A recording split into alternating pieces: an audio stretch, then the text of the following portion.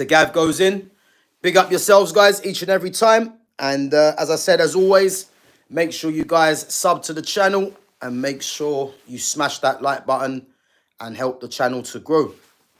So, guys, listen. Obviously it's mad because there's been some news today.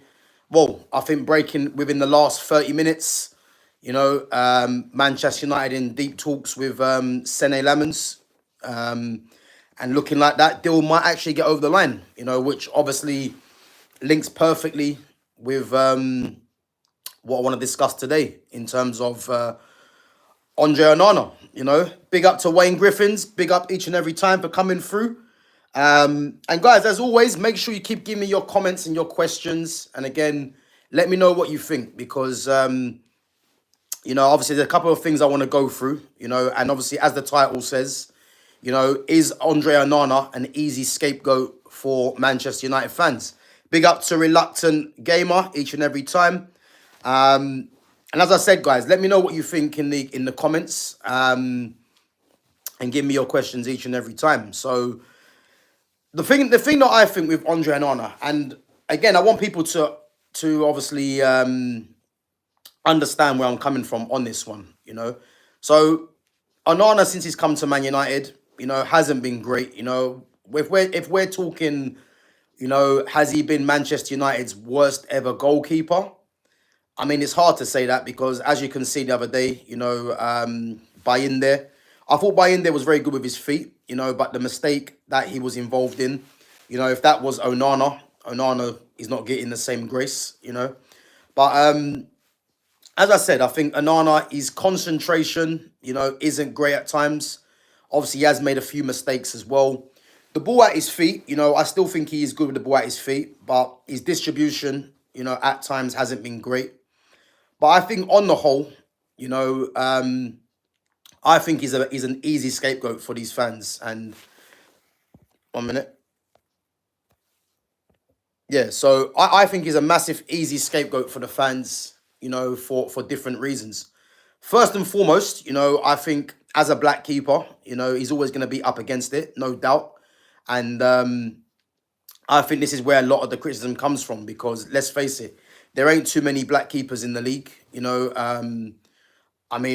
black like him, should I say, he's the only one. So again, for me, he's just an easy scapegoat to protect other players or to ignore the manager's shortcomings, in my opinion, And again, if you don't agree with what I'm saying, then put that in the comments. And again, make sure you give me your questions as well. But yeah, for me, I think he's just an easy scapegoat for these fans because, as I said, I think, we're going to go through it in a minute as well.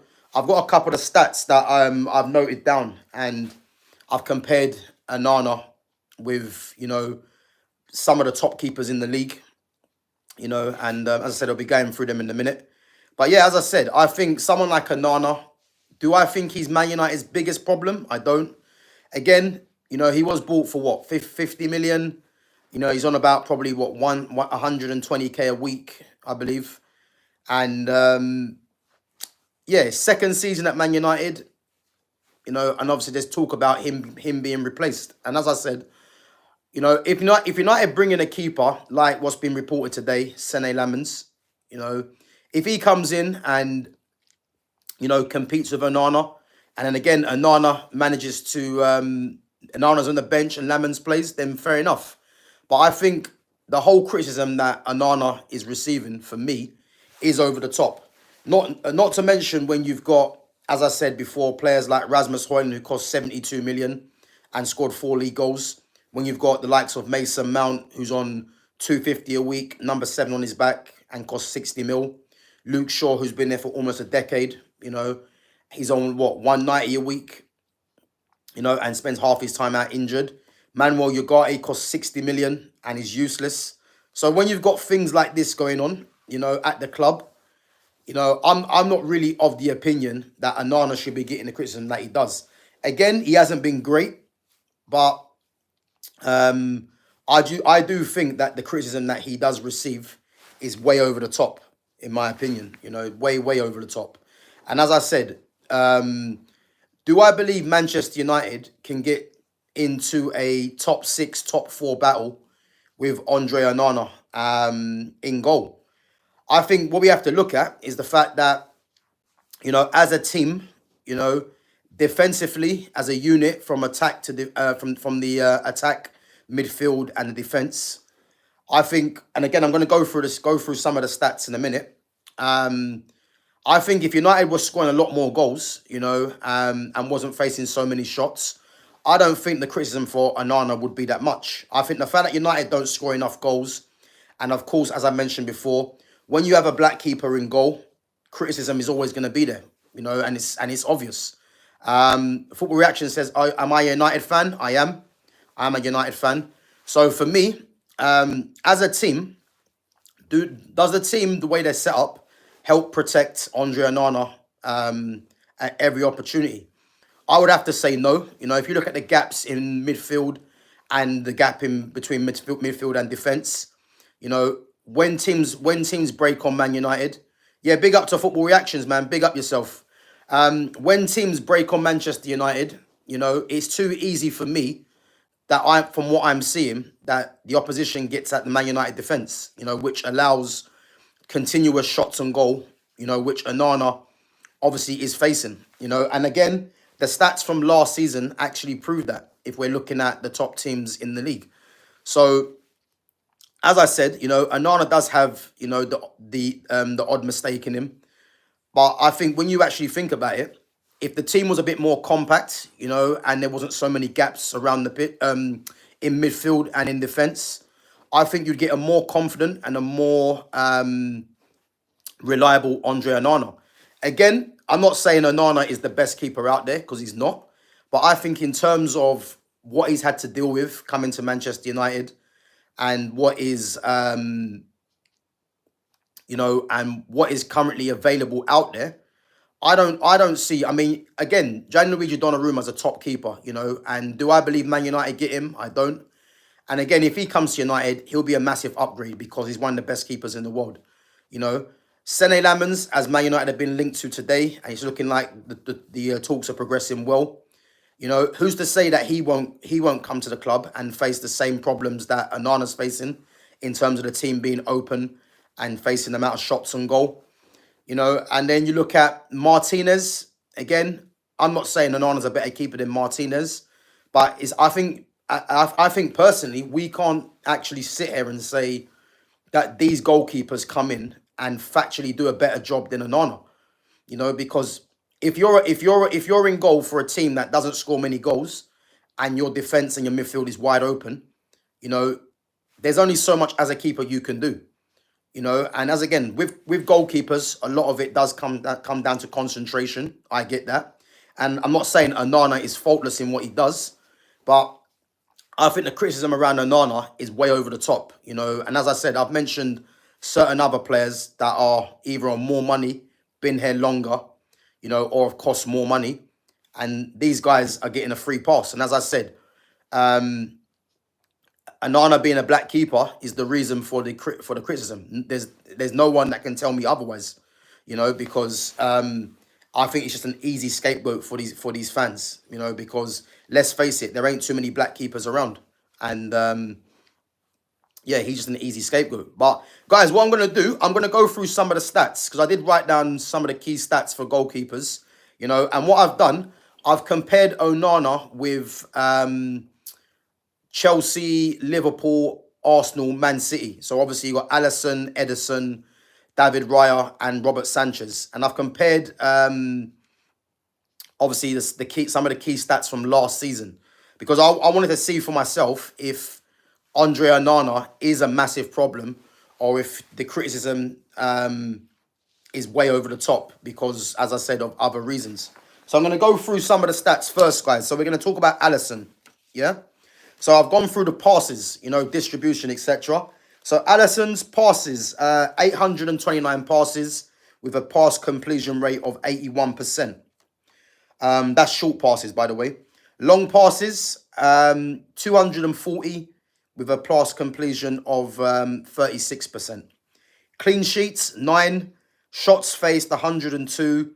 And saves, 74.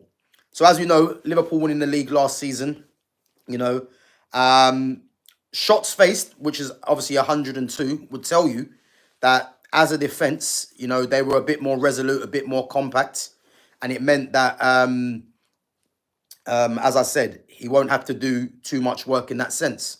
And this is what I'm trying to say to you: if you've got a good setup in defense and midfield, you'd find that your keeper won't have to be doing too much work. And where keepers earn their money is the concentration side of it. You know. So as I said, 102 shots faced, 9 clean sheets, 74 saves. Guys, keep your questions and your comments coming in. I will get back to you after. BB, stop spamming the chat with the same thing, man. If you're in there, stop spamming the chat, man. So we're gonna move on to Edison, guys. So Edison, 815 passes, which is long passes with a pass completion. Sorry, short passes with a pass completion of 86%. Short passes, 240 long passes with 58% accuracy. 10 clean sheets, 78 shots faced with 54 saves. You know, so again, lower than Addison, but that will show you that obviously as a defense, you know, and as a setup from how Man City set up, that will tell you that, you know, they're preventing their keeper from getting many shots on target against their team. So that will show you that they're defensively set up properly, even though Man City weren't that great. But if you've got a keeper that's only facing 78 shots in comparison to what I'm going to go through with Manchester United, that will tell you everything, you know. Moving on to David Raya. So David Raya, short passes completed, 1,232 with a completion of 71%. Long passes, 519 with a pass completion of 33%. Clean sheets, 13. Saves made, 86. Shots faced, 122. You know? So again, a lot more passes for David Raya, you know, with a completion rate of 71%. You know, and then obviously the long passes, 33%. Obviously, clean sheets, 13. And as we know, Arsenal's defence is probably, as a collective, probably the best defence in the league as a collective, you know, and that's highlighted by David Raya's 13 clean sheets. And what we have to remember, you know, if you're getting clean sheets as a goalkeeper, a lot of that has to do with the setup of the team. You know, if your setup is, you know, if there's so many space in midfield and defense, as I've mentioned, expect your goalkeeper to be working overtime. And as I said, if everything's set up properly, you'd find that your goalkeeper isn't doing too much work. And for me, the reason why Onana does get the criticism is purely because of the team as a whole are not scoring enough goals. Because I can guarantee you this, if United as a team were scoring a lot of goals, then you would find the criticism isn't too much for Onana. I believe that, you know. So moving on to Robert Sanchez, 1,052 short passes completed with a rate of 65%. 487 long passes, 28% completion. 10 clean sheets, saves made 95, shots faced 130, you know. So again, lower passes than David Raya. Slightly lower, only by a little bit, long passes than David Raya. You know, obviously 10 clean sheets, which is decent. And then the saves made, 95, shots faced 130. So far, Robert Sanchez has faced the most shots out of the four keepers so far. And obviously, where did Chelsea finish? They finished fifth. Yeah, they finished fifth, you know. And again, his stats are very similar to Andre Onana, who finished 15th in Manchester United. But again, if Chelsea can finish fifth, you know, that will tell you, you know, the problem itself. And again, a lot of it's to do with the setup, you know, because Chelsea haven't got an amazing defence or an amazing goalkeeper. But in comparison to what he's faced and Onana's faced, that will tell you that there's obviously a flaw there somewhere in Man United's system. which, again, a lot of us do know anyway.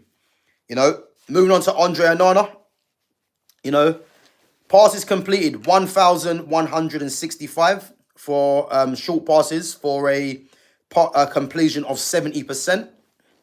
Long passes 498, completion of 31%.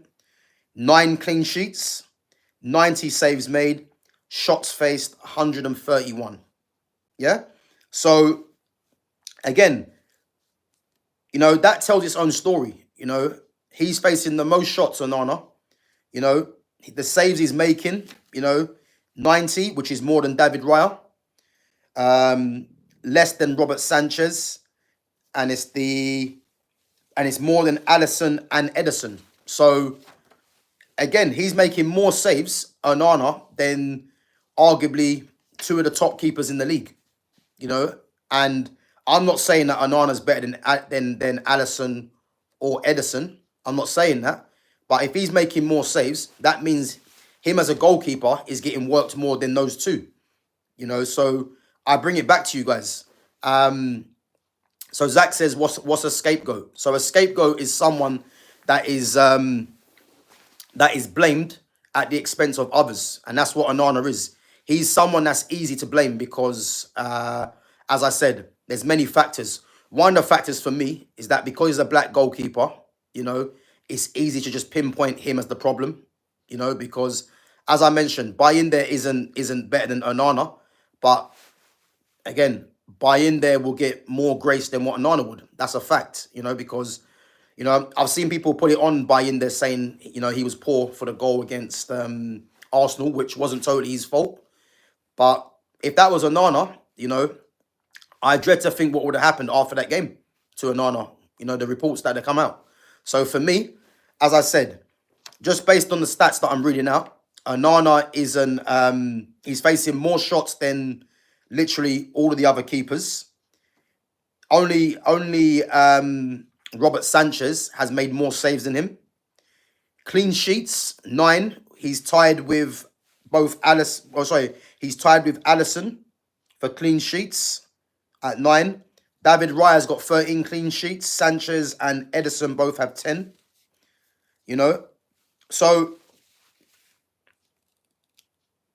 again, you know, just reading through those stats, is Onana that big of a problem as what a lot of fans are making him out to be?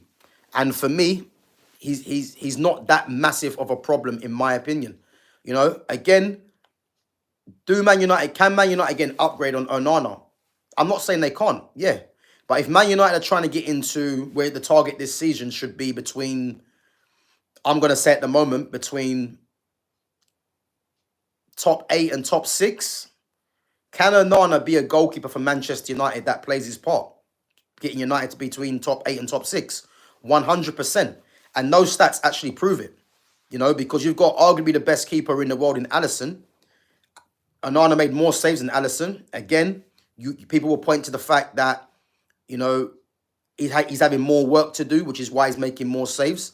But again, the defensive structure is better at Liverpool than it is at Man United.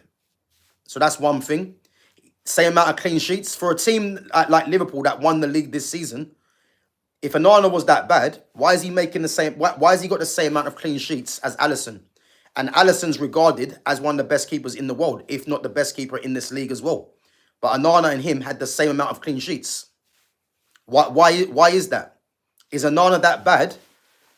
If Onana's that bad, why has he got the same amount of clean sheets as Alisson? If anyone knows, then put that in the chat, because, you know, I do think that this criticism of Onana is way over the top. You know, it is way over the top. So, guys, if you're enjoying the content, you know, make sure you smash the like button, sub to the channel. And again, let me know your views. You know, if you disagree with what I'm saying, then again, I'll get back to your comments and we can discuss. But big up everyone new for coming in. As I said, make sure you smash the like button and sub to the channel. I'm going to go through some of your questions, guys. But big up.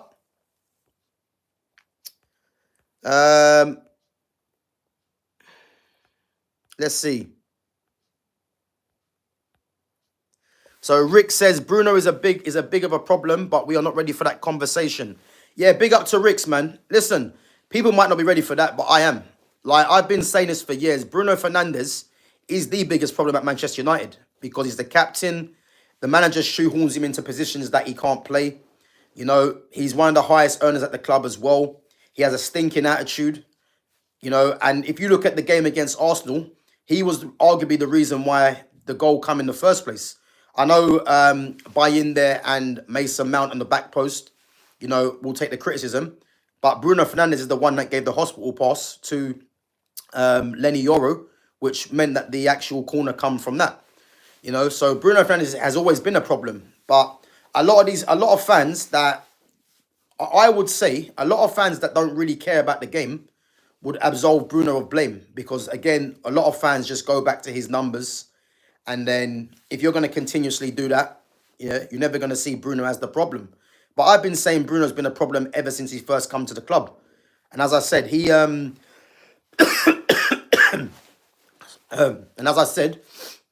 when Bruno first came to Man United, it was more seen as a relief because Man United at the time had Jesse Lingard in the number 10 position, and they were just looking for someone to be a saviour. And again, Bruno came through the club and was getting numbers, but his numbers were coming at the expense of the team. Because the amount of times Bruno Fernandes was empty in the midfield, you know, but to get numbers, the fans didn't really care about that, you know, and this is why Bruno was getting away with murder. But again, if you actually look at the structure of the team, and if you've got a midfielder, whether it's been under instruction or not, you know, there's a reason why, you know, the midfielder getting killed in certain games, because you had a player like that was so ill-disciplined and only focused on getting numbers. Obviously, as he's got older, you know, he's having to drop back a lot more, play slightly deeper, you know, but people just care about his numbers. And as long as people keep doing that, he will keep getting a pass. But when it comes to certain games, you know, that United need to get over the line, he's never going to turn up. Look at the Europa League final against Tottenham. He was nowhere to be seen. But then, start of the season, you know, Sky Sports want to try and show you his numbers, you know, as if, like, that's a positive thing. Maybe for himself, but not for the team. You know, and this is what people need to realize. But yeah, listen, I'm always ready for the conversation with Bruno. I'm always ready for that because until he's at the club, Man United as a club are not doing anything serious. They're not. You know, they can go and buy players all they want, but as long as he's there, it's not happening. So Football Reaction says Bruno is our best player, you prat. Well, the thing is, Football Reactions, you know, if you think Bruno Fernandes is Man United's best player, that just shows you the problems that Man United have. You know, because when you're saying he's the best player, you know, he's the best player at getting numbers, but his numbers come to the detriment of the team. So, again, if you think Bruno Fernandes is Man United's best player, is there any surprise why Man United have recorded their lowest finishes in Premier League history? Is there any surprise? You know, in the modern era. So these are the things you have to understand, because when I hear people say he's Man United's best player, people will only tell you that through numbers, not because of his performances or of his actual ability. That's a fact. So Football Reaction says, who do you think is our best player is? So Man United's best player for me, it depends because it could be subjective. But who's Man United's key players? I would say Amad Diallo, Matthias Cunha, Brian Mbeumo now, Joshua Zirkzee in terms of talent, Matthias De Ligt, Lenny Yoro, Mazraoui is probably one of the most consistent players. You know, players like that. Casemiro is one of the most experienced. But again, these things could be subjective because it depends what you're actually meaning by the best player. But if you're going to go by numbers, you know, GA, then obviously your mind is going to be Bruno Fernandes, you know. And again, when I'm talking about scapegoats, again, Onana is always going to be a scapegoat for someone like a Bruno Fernandes, because a lot of the Man United fans are never going to get onto Bruno to if it means criticizing Andre Onana. That's a fact. But is Andre Onana as a bigger problem than Bruno Fernandes? I don't think he is. I don't think he is. He's on less money. He costs less. Although he does have, the occasional mistake in his game, but he's not a bigger problem than Bruno Fernandes. Bruno Fernandes is a bigger problem for Manchester United because this manager is hell bent on shoehorning him into the team. And as I said, it's going to be to the detriment of other players. So this is why, for me, he's a bigger problem. But again, fans are never going to tell you that Bruno's a bigger problem than Onana, because again, it's easy to scapegoat Andre Onana. This is the problem, So Steve says, "Are we talking about United here, mate? Just found the live stream, by the way." Yep, big up, Steve, man. Yeah, it's a Man United. It's not a Man United channel. It's a football channel, and obviously my team is Manchester United, but we talk about all different teams here. So So whether you support Chelsea, City, Liverpool, Arsenal, listen, I'm here for the conversation because I'm well versed in all teams. So, but yeah, I'm a Man United fan, and also I like Barcelona as well. So Chief ERB says, so it's the system. Bro, it's 100% the system. Like, don't let anyone else tell you that it's not the system, because it is. Because if you've got a goalkeeper, as I said, in Andre Onana, that faced the most shots last season in comparison to Chelsea, Arsenal, Liverpool, and Manchester City, it will tell you it's the system, because those 4 teams there, all finish higher in the league than Manchester United, and all have a better system than Man United. So it's definitely the system, because as a goalkeeper, if your system is right, you shouldn't be facing the amount of shots that Onana's faced. It shouldn't be that. It should never be that. So again, if anyone thinks it's not the system that's in place, then I'm sorry to tell you, man, it is. Because and not to mention as well, this team don't score enough goals collectively. And if they did, you'd find that the criticism for the goalkeeper wouldn't really be there. Because say Man United now go and get Sene Lammens, and Sene Lammens is receiving the same sort of shots on goal. What's gonna be the excuse then? Because I'm not saying Onana is the best keeper in the world. He's not that. But he's facing more shots than those other keepers that I've mentioned. But again, those other teams have a better setup. So it's clearly the system.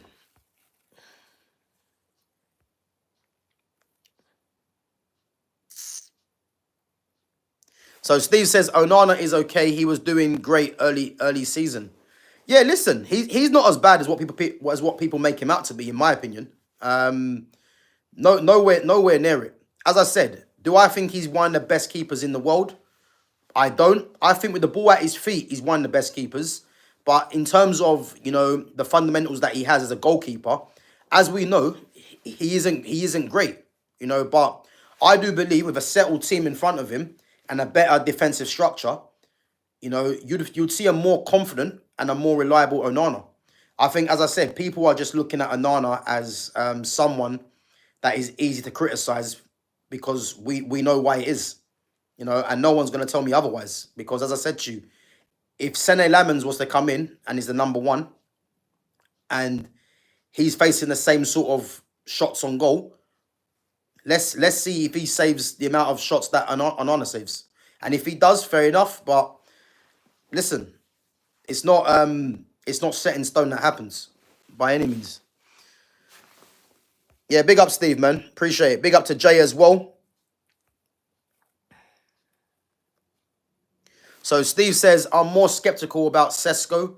I hope he's not another Hoyland. Let's see how he goes this week. Yeah, big up Steve, man. As I said about Sesko, I'm not a massive fan of Sesko, I'll be honest. When United were linked to him, I didn't really want Sesko coming through. But again, you'd have to believe that he's a club signing, which he is. Obviously, United have been tracking him for a while. Now, for me, do I think he's a better number 9 than Joshua Zirkzee? I don't. And I think in terms of what Zirkzee offers, he's a better foil for Mbeumo and Cunha. Purely because when you've got wide forwards that score goals like Mbeumo and Cunha, you need a number 9 striker that can knit that all together and be a link man, which is what Zirkzee is. I think with Sesko, as we know, he's got a very good leap. plays on the shoulder a lot of the times as well. And I don't believe he's going to be a great foil for those two, And I'm looking at Sesko as more of a striker. Again, you can't have someone that costs that amount being an impact sub. But I think moving forwards, I just don't know if Sesko as the main striker for United is going to work with Mbeumo and Cunha. And again, I'm going to say that from now. I don't know if it works because, you're going to need someone, to get hold of Sesko. And again, he's going to need to try and hold the ball up and bring other players into and bring the other players into the game, which I'm not sure he can do consistently in this league. So as I said, I'm not a massive fan of him. But again, if you've got a strike force and you've got Xerxes and Sesko as the nines, and Mbeumo and Cunha, Ahmad obviously is a 10 and can play there as well. Mason Mount's been there. I'm not a massive fan of him. As a quartet, it's decent. But I just hope, that Xerxes is seen as more of an option going forwards rather than Sesko, because I don't think Sesko is going to be the striker to be number 9 to be the leading striker for Manchester United, in my opinion. I just don't think he's that level. I think he can get better. And again, Rasmus Højlund is the worst striker in the league, and he's an upgrade on Rasmus Højlund.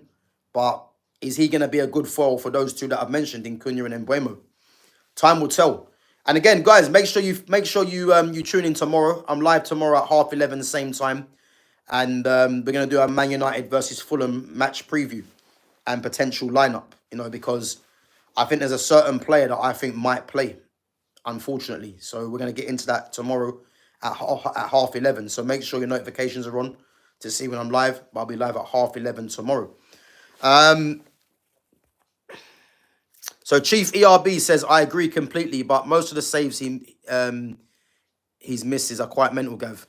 Yeah, listen, again, I'm not saying Onana's total blameless, because Onana has made some comical errors. He has, but my thing is, the criticism that he gets is way over the top. And the reason for that is because he's a black keeper. Like, no one's going to tell me otherwise, because that is what it is.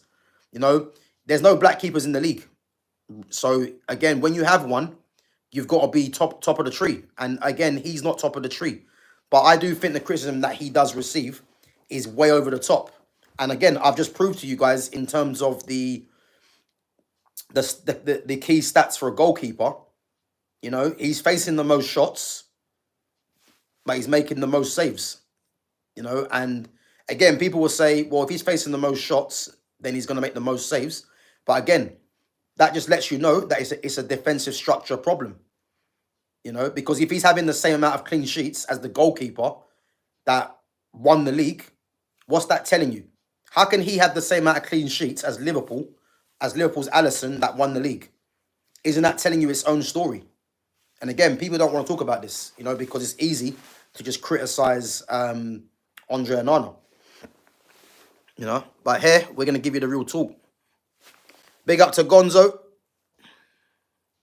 So Gonzo says United need a proper DM.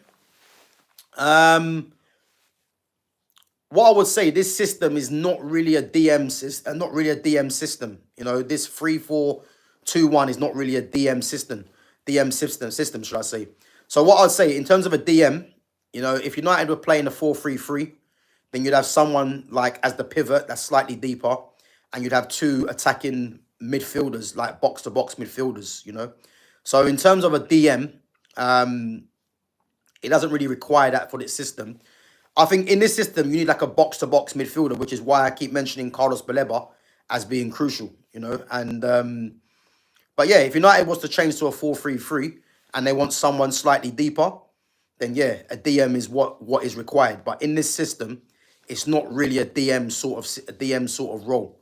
It's a central midfielder, whether it's a deep line playmaker, a box-to-box midfielder, But yeah, in terms of a DM or an anchorman midfielder, it's not really that system. But again, I'm a 4-3-3 or a 4-2-3-1 kind of person. So that's the formation that I prefer to see. But yeah, in terms of a DM, yeah, if Man United changed to a 4-3-3, I would agree with that. I would. Yeah, big up, Jay. Big up, man. Gonzo says, going for Baleba, regardless of the price, was a must do for you lot. Listen, it's crucial, and Man United just need to go and open the checkbook and get that deal done. But I do believe, it does hang on the likes of especially Garnacho when he goes at the door. And if that happens, I think United do definitely go in for Baleba. I think United come out with this window with Baleba. I've been 95% certain that United do get Baleba, and I'm not going to change my mind. I think in terms of, I mentioned the other day, Eduardo Camavinga. I'd love Camavinga to be at Man United. There was some reports that United are looking at him. He could be available. Now the thing is, for me, I hope Man United do get Baleba, no doubt. But if Camavinga was available, I'd have to say, go and get me Camavinga. I know people might be saying about his injury record, etc. But as I said, man, I think he's one of the best midfielders in the world when he's fit. So if there was a possibility of United getting Camavinga, you have to go and get it done. But to be honest with you, just Baleba's hopefully is going to come to United. I think he has to be the number one target. And again, I've been saying this since last season, since the start of the summer. Just go and get Baleba. And the fact that he's been talked about is great business, man. It's great. It's great news, should I say? Not business yet. So Luke F15 says, what a load of BS. But again, when people come on and say that, at least explain your point. Because you can come on there and say it's a load of BS, but you know what I mean? At least explain why it's BS rather than just putting something generic like that in the chat. Back your argument, because again, I can back mine. Rishi says, Bruno is a square peg getting forced into a round hole. Yeah, big up to Rishi. Listen, I agree, man. I agree. No doubt. And the thing is, when you've got his compatriot in charge, it makes it even worse. So, again, Bruno Fernandes Bruno Fernandes is not a number 10, by the way. I don't know where this whole number 10 nonsense that people think he's a number 10. He's not a number 10. He was just played there because of GA. He's actually a number 8. There's a reason why he wears number 8. Number 8, box-to-box midfielder. He's not a number 10. So, again, he's a massive problem. And the fact of the matter is, as long as this manager keeps playing him, expect Man United to have up and down results, more downs, in my opinion, because until he realizes, maybe I should take off Bruno. Maybe I should try and see how United can play without him. And again, if people want Kobbie Mainoo to get game time, Kobbie Mainoo is not getting game time as long as Bruno plays. Because all you have to look at is and I mentioned this the other day, if Kobbie Mainoo wants to get game time, it means he has to replace Bruno. Because if Bruno plays in central midfield, you can't play Kobbie and Bruno in a two-man midfield. So that means Kobbie's on the bench. Yeah? If you play Bruno in the 10, that means you can play Kobbie and Ugarte in there, but you can't really play Kobbie and Casemiro because both of them don't really have the legs in that position. But the problem is, if you play Kobbie and Ugarte, you're going to have 350 grand a week Casemiro on the bench. How is that going to be justified? Not to mention, Ugarte does have the legs that Casemiro doesn't have. Obviously, Casemiro's getting on a bit now. But yeah, it's one of them things where as long as Bruno keeps playing, it's going to be to the detriment of Kobbie Mainoo. And as I said the other day, if Kobbie Mainoo does sign a new contract, in my opinion, he's only going to sign a new contract with the view that this manager cannot be there for the long term. Because otherwise, why would he sign a new contract? Doesn't make sense. The manager clearly doesn't rate him as highly as what some fans do rate him. I think Kobbie's a very good player, but in this system, he's not a 6 or an 8. He's a number 10. But the man just clearly not playing him there. So as long as Bruno keeps getting shoehorned into this team, expect Kobe Mino to be on the bench. Expect it. So, but big up Rishi. Slash's Snake Pit said, we lost so many games last season 1-0 when the opponents only had one shot on goal and Onana did nothing about it. Even Ipswich had 2 shots and scored both. Yeah, but again, you're talking about isolated incidents there. You know, because unless you're going to tell me every game where Onana has done that, then put that in the chat. But what you have to realise, you know, if your goalkeeper's facing the most amount of shots out of the other 4 teams that I've just mentioned, and again, those 4 teams finished higher in the league. But if Onana's facing the most amount of shots, that should let you know that the structure of the team isn't right. That's just not hard to work out. You know, if he's got the same amount of clean sheets as Alisson, who won the league, what's that telling you? Why did Liverpool win the league? Defensively, structured, they were better than Man United, and again, going forwards, they've got players that can score goals. So United, as a collective, are not scoring goals, and defensively, they're too open. That's your answer. If he's got 9 clean sheets, the same as Alisson, who won the league, we shouldn't really be talking about Onana really being a massive problem. You know, I'm not saying he's the best keeper in the world. I've said that already. But he's not a massive problem in comparison to what a lot of fans think he is. He's not.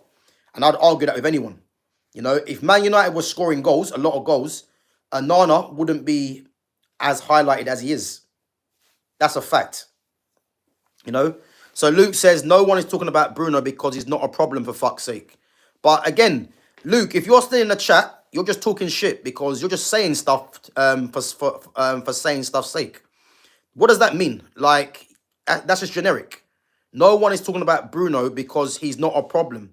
Like, you might not think he's a problem, but at least back your point and tell me why you think he's not a problem.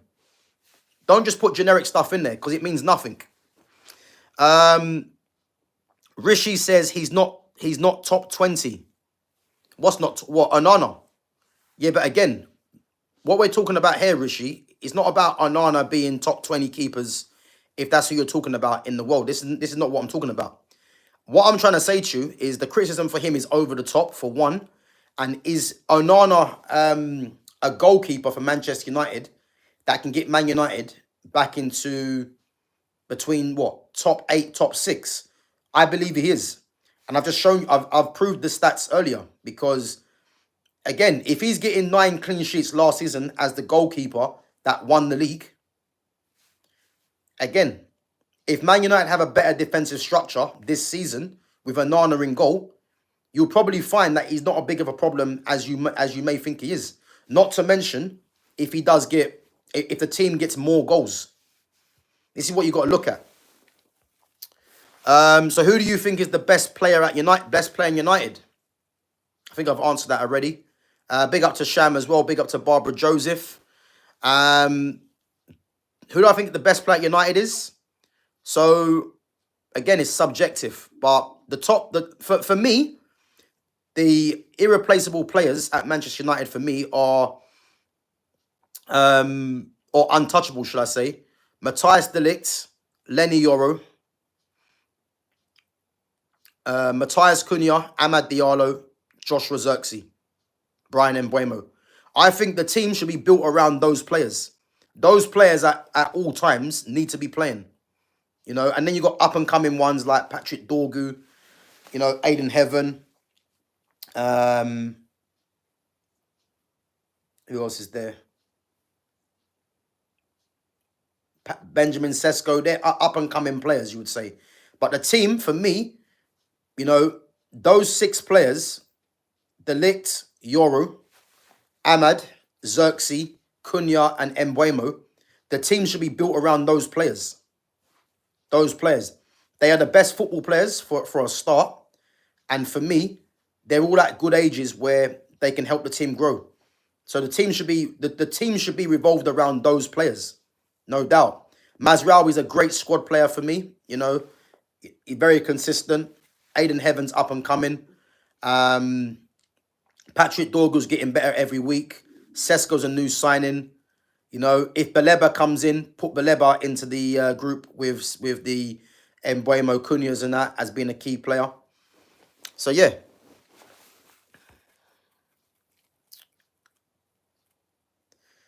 Joel Sohn says Marcelo 2.0.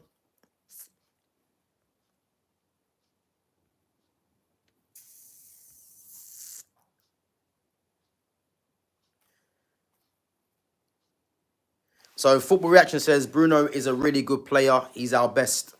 Again, I've already mentioned to you, man. If you think Bruno Fernandes is Man United's best player, please tell me why you think he's the best. Don't just put in generic stuff.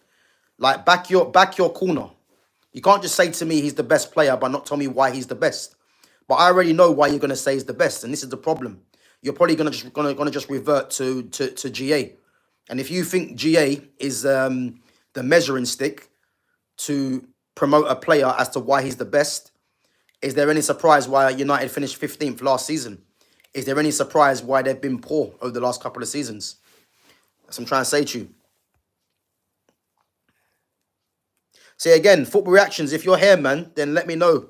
Because what you're putting in there is, again, is part of the problem. You're like, it's part of the problem as to, you know, why United have been failing. Because you're too obsessed with his numbers. His numbers got Man United nowhere. You have to realize this. Him getting numbers means nothing. You know, Sky Sports tried showing his numbers. I think it was what? In all comps, 19 goals. And I can't remember how many assists he got. And again, what you need to realize as well, there's a reason why Bruno Fernandes gets numbers. I've mentioned this so many times, yeah? Bruno Fernandes plays every minute of every game. He's on every corner, every free kick, every penalty. So is there a surprise why he gets numbers? There's not a surprise. If you're playing every game, and again, you're tasked with being, you know, the guy that everyone has to give the ball to, and he just lumps the ball in, and he just puts the ball into areas, and other players have to do something with the ball, and they might get a shot off and score. Again, that will count as a chance created. But again, his stats are not true stats because the chance created one I've mentioned already. You know, he's on every set piece, regardless of how bad the ball is. If a Man United player gets their head to the ball, it counts as a chance created for in this era of stats. So again, ask yourself the question. If Bruno's Man United's best player, why is it they've recorded their lowest ever finishes? Why is that? This is the problem. Big up to Weller Zone says, what are your expectations about Euro for this new season? Listen, Lenny Yoro is going to get better with every game. Like, Lenny Yoro is a generational defender. He is. You know, I'm just hoping that my club, Man United, can basically do what's right by Lenny Yoro. If Man United are going in a good direction and they're showing Yoro, you know, this is the place you need to be at, then listen, why would Yoro want to leave? Because there's no doubt in the future, you know, the likes of Real Madrid, Barcelona, Bayern Munich, PSG, those clubs will be in for Lenny Yoro. They will, because he's that level of a player. You know, what is he now? What, 19 still? I think he is. He's that level of a player. So Man United need to show Yoro, you know, what kind of path they're going on, and hopefully it's a path that's gonna emulate where his quality is, where his career should be. So I think this season, yeah, he's gonna have a very good season. Again, he's gonna be a key player for United. Yeah, he's a top player, man. So I just hope United can just go in a direction that's going to allow Lenny Yoro to see the club are being serious. Because if they're not, you know, expect those clubs that I've just mentioned to come in for him. Because as I said, he's that good of a player. So, but yeah, I expect him to be a regular starter this season, no doubt.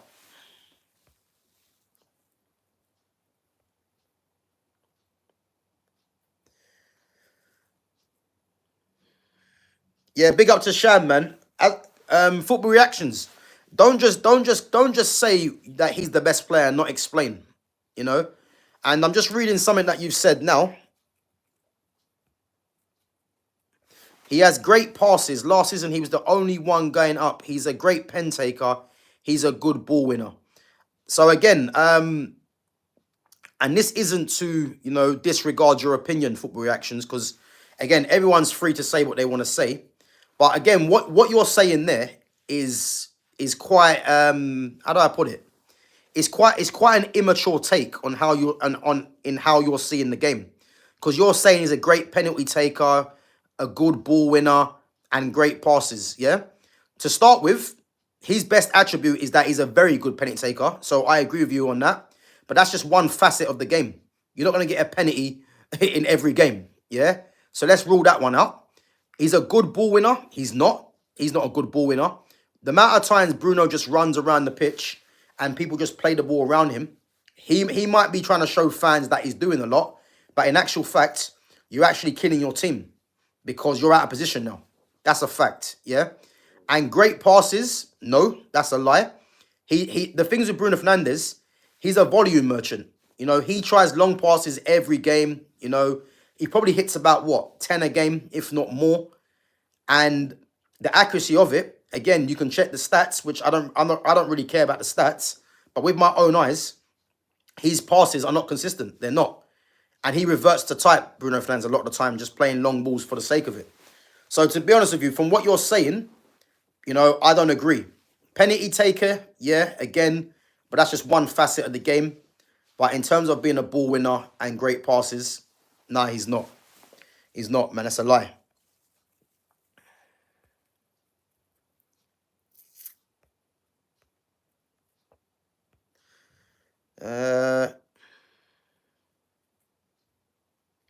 Yeah, big up, Sham. Listen, Bruno Fernandes, man. Yeah, the only fans that want Bruno to stay is fans that are just more interested in, numbers or more interested in protecting the player to the detriment of the team.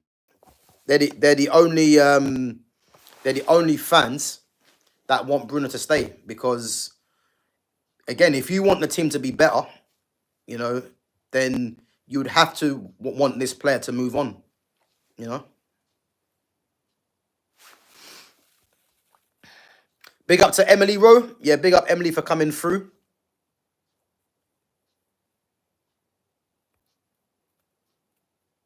Big up to Dion Hamilton. Yeah, big up, man. Um,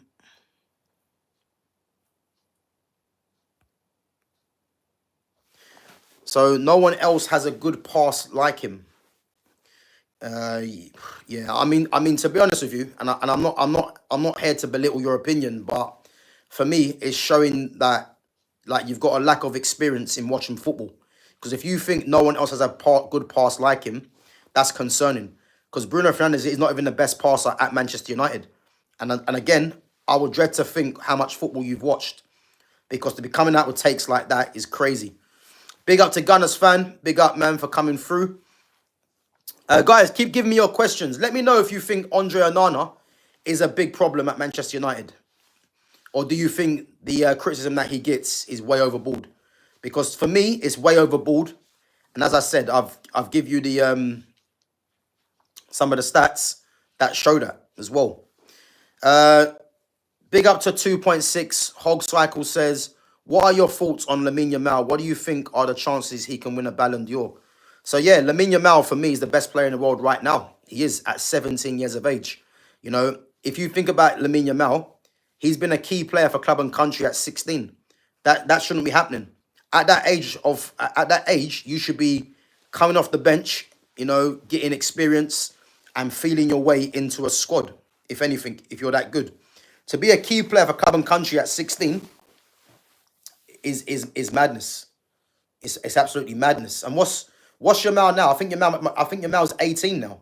So again, the guy made his debut at 15, key player for club and country at 16. You know, coming into his own at 17. Now he's the best player in the world. And for me, he's gonna be dominating that Ballon d'Or for me over the next 8 to 10 years if he stays injury free. I look at Ryan Cherky. I know people like Desiree Doué, but for me, I think Ryan Cherky, if we're looking at his own team, the only one I look at that has real star quality is Pedri. You know, Pedri, Yamal, Cherky. Again, there isn't too many players of his age of that quality. Lamine Yamal, he's a freak of nature, man. So, as I said, man, he should be dominating the Ballon d'Or for the next 8 to 10 years if he stays injury free. You know, again, there could be other players coming through, but yeah, he's the best player in the world for me right now, and yeah, top player, man, top player, no doubt. Football Action says, what do you think of Dembele? Yeah, listen, Ousmane Dembele is a very good player, and Yamal and Dembele are the front runners for me for the Ballon d'Or. You know, I think people might say Rafinha because of his numbers, and again, he deserves to be in the conversation. But just if you're looking at based on the best football player, it's Lamine Yamal. If you're looking at it because of numbers, Rafinha deserves a shout.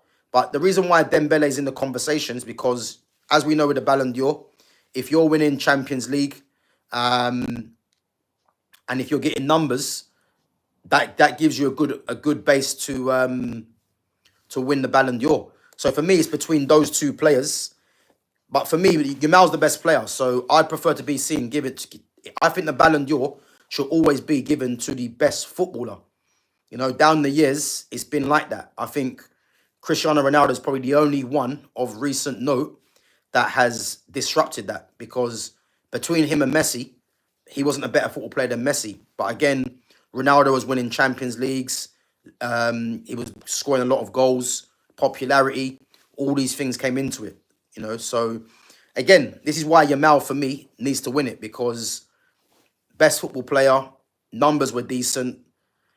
But again, Dembele won Champions League and had decent numbers. So it's going to be interesting to see what happens. But yeah, Dembele is a very good footballer, you know. And to be honest with you, it's been a masterstroke from Luis Enrique playing Dembele as a false nine, because I never saw Dembele as a false nine. You know, if anyone remembers Dembele's career from Rennes to Borussia Dortmund to Barcelona, now to PSG, the guy's always been a wide player, whether it's been on the left or the right. And to be honest with you, masterstroke from Luis Enrique playing him as a false nine. You know, a fluid front three with Kvaratskhelia, Doué and Barcola. So, yeah, he's a very good player, man, no doubt. Big up to the Royalty Master says, hey, Gav, sorry that I'm late. Have you heard that we are in talks for Lamens?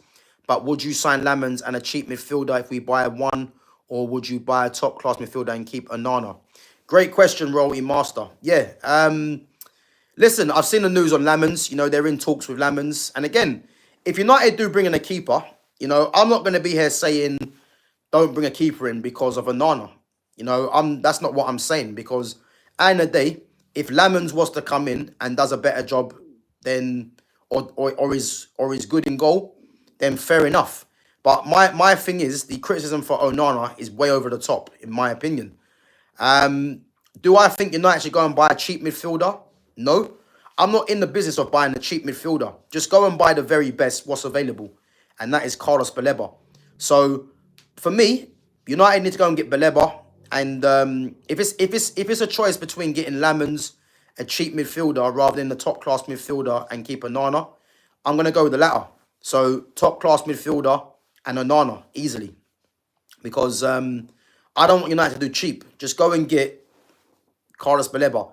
If it costs a British transfer record fee or 115 mil, whatever it was being quoted, go and get it done. It's as simple as that. You know, and as I said, with Onana in goal, a better defensive structure, you know, you'll get a better Onana. You would. And as I said, the stats prove that, because he's faced the most shots, had the most saves, but yet he's got the same amount of clean sheets as Alisson, who won the league with Liverpool. So there's your answer. Big up to Gunners fan says, Gab, do you see Forest finishing high again with their signings? Yeah, I think I mentioned this yesterday. Listen, Nottingham Forest, they're showing that they're here to stay, man. Because you look at the signings they've done, Douglas Luiz coming through the door. See, Douglas Luiz is a midfielder that I would have loved Man United to sign. And if they're gonna partner him with you would believe with Elliot Anderson, and I tell you now, Elliot Anderson's a very good midfielder. So that partnership will be good. And if you got Morgan Gibbs White in the 10, all of a sudden that midfield's looking solid, a solid midfield. So obviously they brought in Dan Ndoye to replace Anthony Elanga, and again Ndoye scored in his debut. They managed to keep Gibbs White, as you mentioned. Marinakis weren't having it, and obviously he signed a new 3-year contract. They've signed Callum Owendo as well from Rennes, which will give competition to Chris Wood. And then you look at the likes of Amari Hutchinson and James McAtee. And again, it's been a masterstroke what they've done with McAtee and Hutchinson, because obviously, along with Elliot Anderson, those three were part of the Under-21 European Championship squad with England that won it. And again, they're making serious moves, man, to be in conversation with the top 8. So you can't fault that, man. So I think when the season started and they lost Elanga and there was rumours of them losing Gibbs White, I said if they got a top half finish, that'd be a decent season for them. I think the fact that Gibbs White has stayed and they've made the signings they have made, I expect them to be in the conversation for top 8. I do. So yeah, we'll have to wait and see how they get on there. But yeah, I think they're showing intent, man. And if you're showing intent as a club, again, you can't really hate on that, really. Big up to Gamer. Yamal's kits, home and away. Number 10, he's goated. Listen, you can see my number 10 tattoo there, yeah? Where is it? Can you see it? Number 10 is the number, man. Number 10 is the number. So, yeah, the fact that Yamal was given a number 10 shirt, yeah, listen, it's it's something that I'm excited with, because you look at the history of number 10s at Man United, at Barcelona. You think of Rivaldo, Ronaldinho, Messi, and now Yamal's got it. So it's yeah, man, he's following a good history of number 10s there. And obviously there's been number 10s through the past as well, but the ones that I rate highly, again, Maradona, another one, But yeah, it's crazy, man. Crazy player, man. He's gonna do well.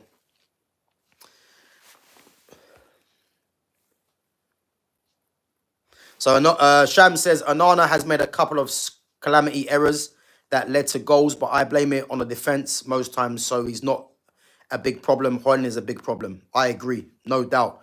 And again, the fact that there's fans out there that think Onana is a bigger problem than Rasmus Højlund, again, why do fans think that? I know why it is. I've already told you. It's because he's a black keeper. That's the fact. That's a fact. Because if you've got Onana, that costs less than Rasmus Højlund. Rasmus Højlund scored 4 goals, as a striker last season. And you've got Onana that made a few errors, but again, had the same amount of clean sheets as the goalkeeper that won the league. Why is there a clamour to get Onana out but not Højlund? Answer yourself that question. Again, and if you're being real with yourself, you know that. You know why that is. 2.6 Hog Cycle Blank says, do you think Messi or Ronaldo still have a chance of winning the Ballon d'Or, still coming out on top compared to Lamine Yamal? No. Listen, Messi and Ronaldo's time of Ballon d'Or is done now. Like, they dominated for a decade. Their time of winning Ballon d'Or is done. They're both playing in. They're both not playing in Europe no more. So that's a start. And both of them are at the twilight end of their careers. So yeah, their domination of the Ballon d'Or is well and truly done now. It's been done since, like, when Messi won it after the World Cup, and rightly so, because he completed football. That's when that era was done then for the Ballon d'Or for those two.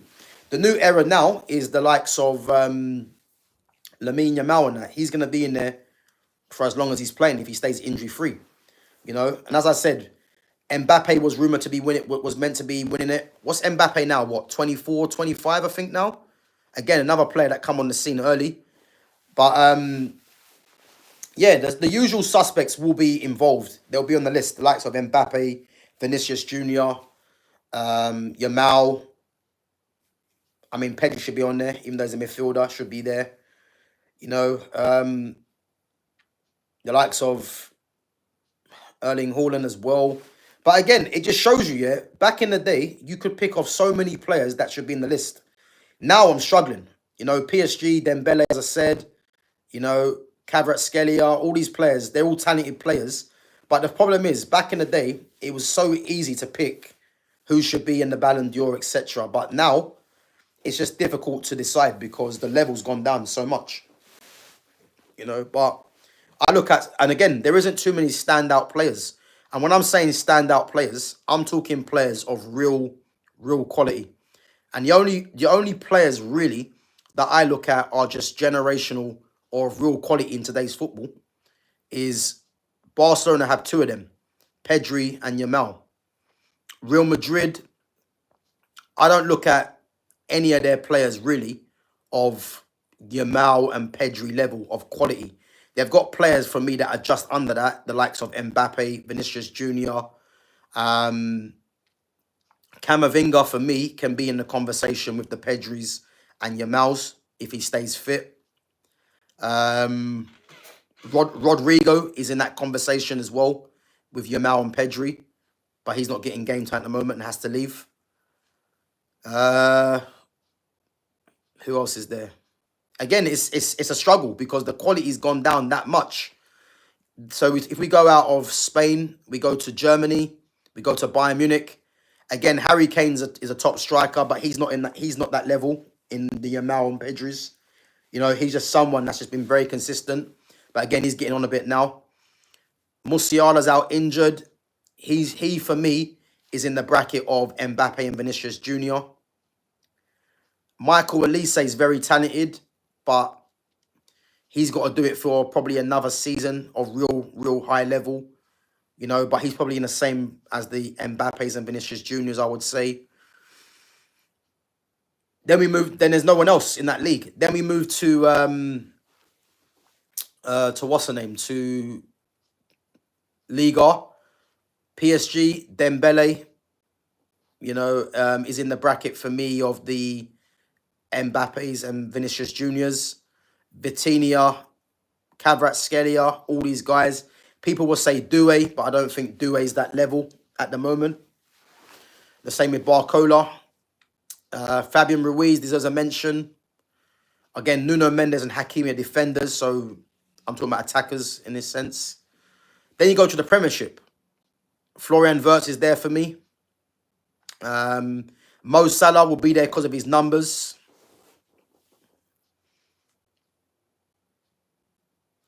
I mean, Cole Palmer for me is up there as well. He can be in the Yamal and Pedris for me. Moises Caicedo for me, definitely. You know, he's in the bracket of when I'm saying the Yamal and Pedris, I'm talking about special footballers. And there's not too many special footballers in world football, unfortunately. So again, you can tell that it's a struggle to kind of put players together. You know, because there's players that have to do it probably for a few more seasons, you know, or there's players that have been doing it for seasons but don't have that star quality for me, but do it with numbers like a Mo Salah. But again, the level's gone down massively, you know, so... But yeah, to answer that question, yeah, Messi and Ronaldo are not winning Ballon d'Or no more. That time's done. Big up to Exedra. Big up, bro, for coming through. Big up to Sean Twed says, Onana's the GOAT. He should start every game for United. I think you're trolling, but listen. As I said, the title says, is Onana a scapegoat for Man United fans? For me, he is. 100% he is. And as I said, the stats do actually prove that from what I've read out earlier.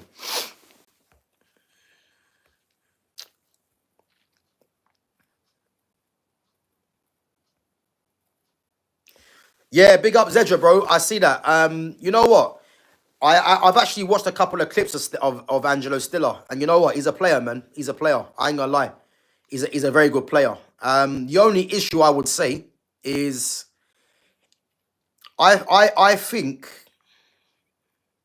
because you can tell he's a technician. That's what he is. And if you're a technician, I've got time for that. The only thing that I think now is that the reason why I have Baleba ahead of Angelo Stiller is because Baleba just fits so many, he ticks so many boxes. He's more athletic than Angelo Stiller. Again, he's left-footed like Stiller as well. But I just think with him, he's got more physicality as well, and he can play. So that's why I'd have him ahead of Stiller. But Stiller's a very good player, man. I've watched a couple of clips of him, and again, he's the kind of football player that I like to watch. You know, but yeah, man, he's definitely got a lot of talent. But defensively, I'm not too sure about him. So as I said, man, Baleba for me is number one, but Stiller is a very good player from what I've seen. Yeah. Yeah, big up gamer, man. Big up.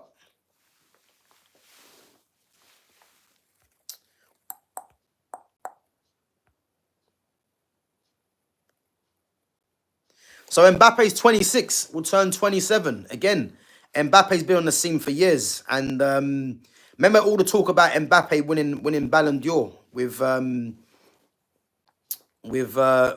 well, they will talk about him and Haaland being in a conversation to dominate after Messi and Ronaldo. It just shows you how things have gone south in that sense for both of them, you know. Obviously, Haaland and Mbappe will always get numbers. They will. But in terms of football players, they ain't the top of the tree. That's a fact. You know what I mean? And I think the thing with Mbappe as well, he's him and Vinicius Junior on the long term are not going to work. One of them is going to have to leave, and I think it could be Vinicius. It could be Vinicius Junior, because Mbappe is obviously a newer signing. But yeah, that combination is not going to work. You know. Yeah, big up Exedra. So, but I guess the argument is he can't distribute and he can't save, and add that to the IC3. Listen, the IC3 is a real thing, man. You know, if anyone doesn't know what IC3 is, that's what the police use for, basically for black males, basically. You know, it's the code for black males. So the fact that he's that goes against him automatically, yeah? His distribution isn't the worst. It isn't. And the save, as I said, so if you're looking at David Raya, you're looking at Robert Sanchez, Alisson and Edison, you know, those teams all finished around the top five. Obviously, Liverpool win the league. Arsenal was second. City were third. And I believe Chelsea finished fifth, I believe, yeah? Andre Onana made more saves than all them keepers, you know? And again, he faced the most shots. So if you're facing the most shots, the likelihood of you making the more saves is high. But again, if he was that bad, surely he would have not made them saves. So what I'm trying to say is that if he's making more saves than arguably some of the top keepers in the league, and he's got the same amount of clean sheets as the keeper that won the league in Alisson from last season, that tells you your answer right there. It's a defensive structure problem. Not to mention United don't score enough goals. So again, these things need to be looked at. They need to be looked at. But definitely the IC3 goes against him, no doubt. Yeah, Modric, man, what a player.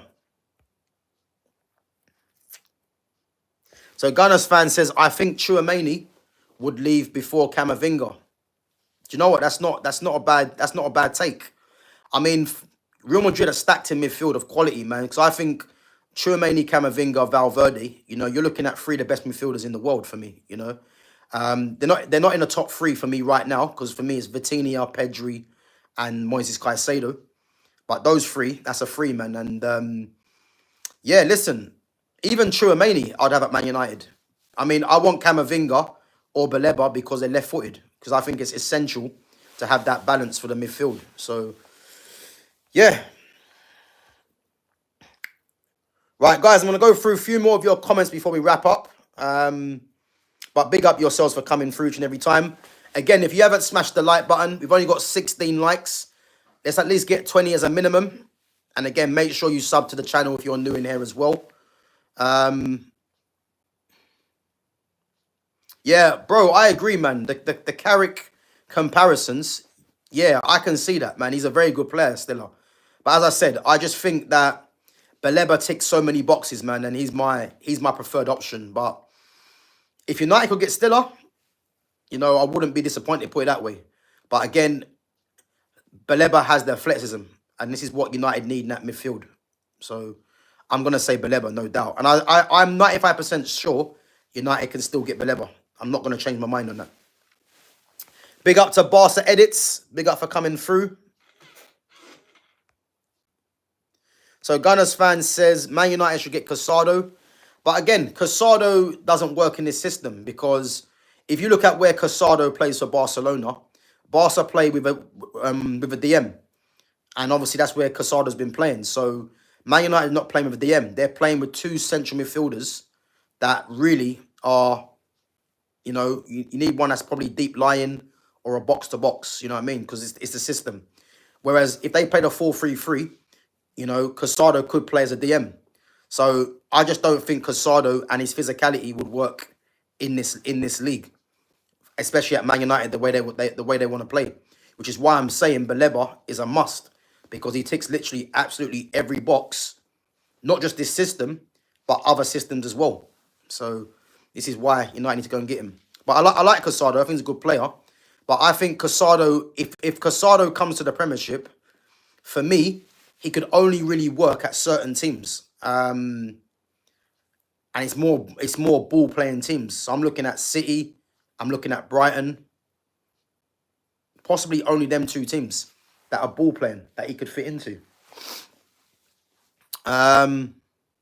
Dr. Ali says, what you thinking, bruv? Liverpool gonna come out alive at St James's Park on Monday, considering the Isak situation, atmosphere going to be wild. Yeah, listen, man, it's going to be a mad game.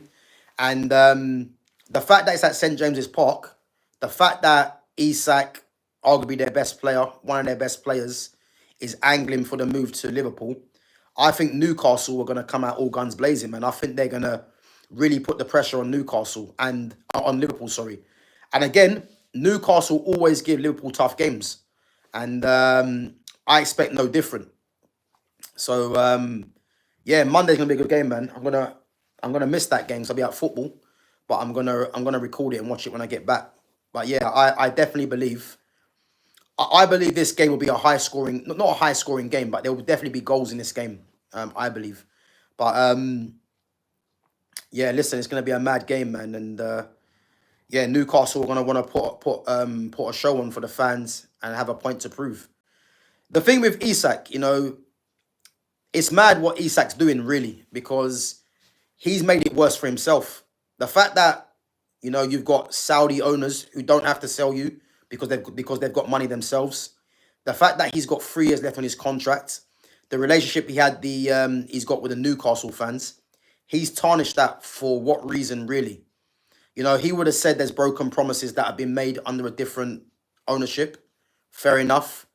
But he's kind of snookered himself because I understand he probably wanted more money, but there's ways to go about it. And again, the relationship that he had with the Newcastle fans, I didn't expect him to disrupt that, for the fact that he wanted more money. Because let's face it, he had 3 years left on his contract. And if they said to him he's still got 3 years left on his contract, if Isak would have just thought, okay, let me get my head down, do another season with Newcastle, and then negotiate. Because imagine this, yeah. Imagine this. Newcastle are in Champions League. Isak's their number 1 player, you would say. Even if he's on a low wage, which has been rumoured to be 120. I know, obviously, for a striker like Isak, doing what he's doing is low. But what Isak should have thought about is, right, they're saying to me, I've got 3 years left on my contract. Let me get my head down. We're in the Champions League. Let's help fire Newcastle higher up the league table, And then during the season, if he's doing well and he's hitting certain targets, let's say there's targets to hit with Newcastle. If he's got a certain amount of goals before January, let's say, then he could have renegotiated a contract with Newcastle, saying to them, look at what I've done over the last couple of seasons since I've come here. He could have said, look, he wants more money, or negotiate a new contract where there's a release clause in there for him to leave for if it's 150, whatever. That's the way he should have gone about it. Because if he had another good season with Newcastle, they'll be more open to giving him a new contract, or even putting something in the contract where if a team meets, you know, the release clause, he can go. But the fact that he's doesn't want to play for them again, he's not going to train, etc., kicking up a fuss, he's making it worse for himself because he's still got 3 years left on his contract. If he had a year left on his contract or 2 years left, he's laughing because he's forcing Newcastle's hand. But he's still got 3 years, and they don't really need the money. So he's kind of made it worse for himself, Isak. But I think what's happened as well, you know, the fact that Newcastle have had, let's say, a bad window in terms of signing players. You know, they've been beaten, well, Man United for Mbuemo. Well, João Pedro, you know, chose Chelsea. Obviously, Sesko chose United. Mbuemo, again, you can say, chose United. They've been beaten to so many players. I think because of just that, they would have to keep Isak now. Because imagine if they let Isak go, what's that meaning for other players? Other players might turn around and say, well, if Isak can do that and get his way, in the future, the likes of Tonali, Bruno Guimaraes, what's stopping them from doing that? You know, so I think Newcastle have to keep him. And I believe Newcastle do keep him. Because do Liverpool have the 150 that it's going to take to get him out of there? Who knows? Who knows? But, yeah, as I said, man, I think Newcastle have to keep him. They have to keep him.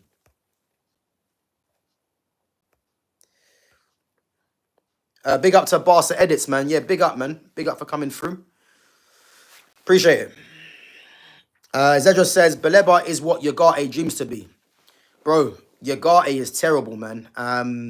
PSG pulled United's pants down. You know that? They pulled their pants down because, like, it's always concerning, yeah, when a team has no problem getting rid of a player. You know, I think fans at the time, you know, I mean, I watched a bit of Ugarte, and he wasn't the type of midfielder that I liked in the first place, yeah? But a lot of fans were like, yeah, bring Ugarte in. And to think that this is what's been brought in, it's absolutely criminal. It's absolutely criminal, man. He's so poor as a footballer, Ugarte. Like, he makes Scott McTominay look good. That's how bad it is. He makes McTominay look good.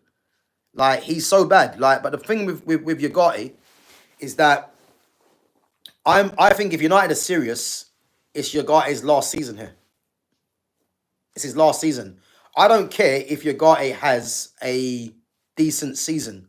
I think in terms of vision, in terms of standards, you have to let the likes of Ugarte know that he's not required, because moving forwards, I want to see United be a ball-playing team. And you're not going to be that with the likes of Ugarte being there. So I'm just hoping next season, because I don't see him going in January, nothing like that, because you need someone like him for cover. But next season, get rid of him. Get rid of him. And I can't wait to see that happen, because, yeah, he's just not good. You know, his strengths are winning the ball back and moving it on. But if you're costing 60 million to go and do that, it's a problem. It's a massive problem.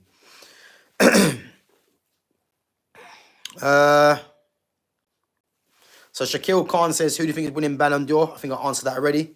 It's between Yamal and Dembele. If you're looking at the footballer, it's Yamal.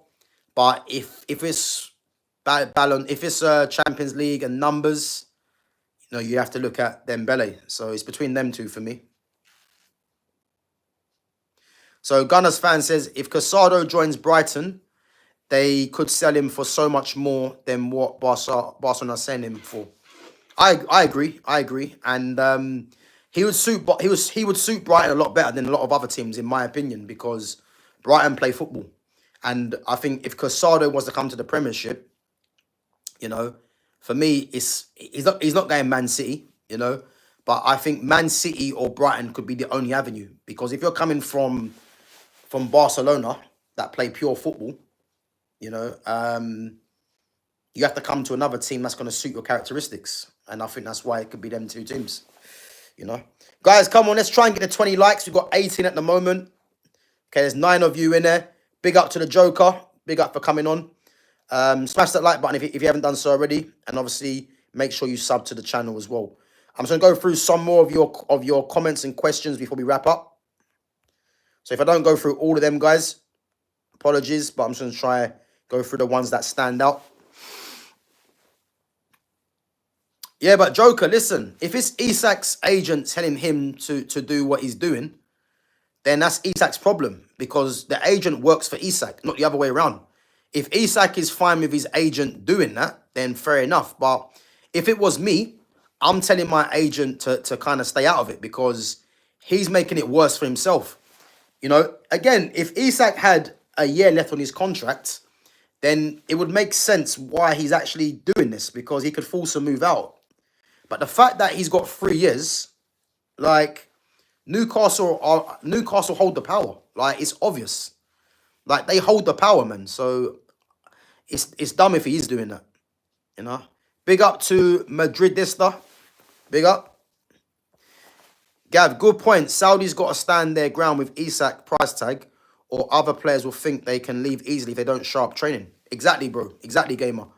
Like, they have to show that they mean business, because let's say they let Isak go, you know, it's going to be a precedence for other players to try and do the same thing. And again, it's going to be a case where, because what's happened to them in the transfer window so far, losing Isak because he wants to go, kicking up a fuss, I don't know if that's going to go down well. So I think just based on principle, they have to keep him, you know. Yeah, big up Gunners, fam. Yeah, listen, gamer man, they have to do that, you know. Again, if they get 150, if Liverpool put up the 150, you know, and they manage to get 2 strikers in, and they get the 150, then again, it's something to look at, because, you know, if you're getting 150 and then you're getting 2 strikers in, and then you can reinvest that money in other parts of the pitch, then that could be something they're looking at. But I think just based on principle, they have to keep Isak, and it'll be interesting to see if they actually do that, you know. But guys, listen up. Big up yourselves for coming through each and every time. We got 19 likes, guys. So again, if you haven't smashed the like button, make sure you do. And again, if you're new in here, make sure you sub to the channel as well. I think I'm 10 short of 1,450. Obviously on the road to 1.5k. So again, if you haven't smashed the like button and sub to the channel, make sure you do. I'm going to be back live tomorrow morning, same time at 11:30. We're going to do the Man United versus Fulham match preview, potential lineup, because I've got a thing in mind that I think he's going to do. We're going to look at Fulham's key players as well, and how they might line up. So yeah, make sure you guys come through tomorrow at 11:30 and show your support as always. And again, yeah, it's much appreciated you guys turning up every day with me and giving me your questions and comments. So yeah, big up yourselves. Guys, I've got something that should be coming out hopefully today as well. I'm just waiting on the person to send me over the recording. So I've done actually a sit down podcast, just talking about, you know, different stuff, you know, obviously my passion for the channel, etc. Obviously I won't spoil it, so I'm just waiting for the person to send that to me. Hopefully today, it might come today. So if it does, I'll be putting it up on my channel. So make sure you guys keep an eye out for that. And as I said, yeah, like, keep growing this channel with you guys. You know, again, this channel isn't, you know, to, you know, suppress anyone's opinion. If you've got an opinion, footballing opinion, whether I disagree or agree with it or not, it's always there to be debated. And that's what it's about. So, yeah, big up yourselves for coming on each and every time. And as I said, yeah, I'm back tomorrow at 11:30. If any news breaks tonight, then I might be back later tonight, but I'm not promising anything. So hopefully, if there is something that breaks, you know, whether it's Carlos Baleba or whatever, then I'll be back. But if not, 11:30, same time. And as I said, keep an eye out for the sit-down podcast that I did. Big up to Liam Mills, says Andre Onana makes the crowd nervous. Rasmus Højlund makes me nervous. Luke Shaw makes me nervous. Mason Mount makes me nervous. Bruno Fernandes makes me nervous. So yeah, these things are need to be taken into consideration, man. But as I said, big up yourselves for coming on, guys, each and every time. And I'm gonna catch you guys in a bit. Take it easy.